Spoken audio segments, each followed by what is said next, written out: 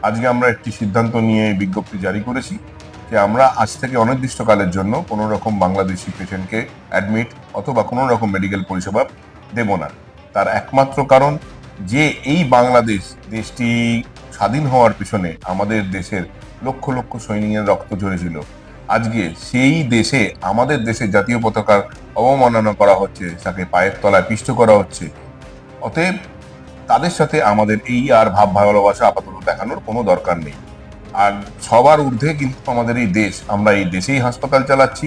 এটা বাংলাদেশে হচ্ছে, সেটাও মানবিক নয়, অনেকটাই অমানবিক।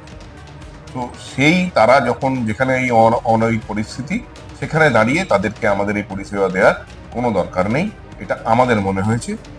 তাই সবাইকেই অনুরোধ যে যারা এই হাসপাতাল পরিষেবায় রয়েছেন তারাও আমাদের এই সিদ্ধান্তকে সমর্থন করুন এবং বাংলাদেশি পেশেন্টকে আর ভর্তি করবেন না।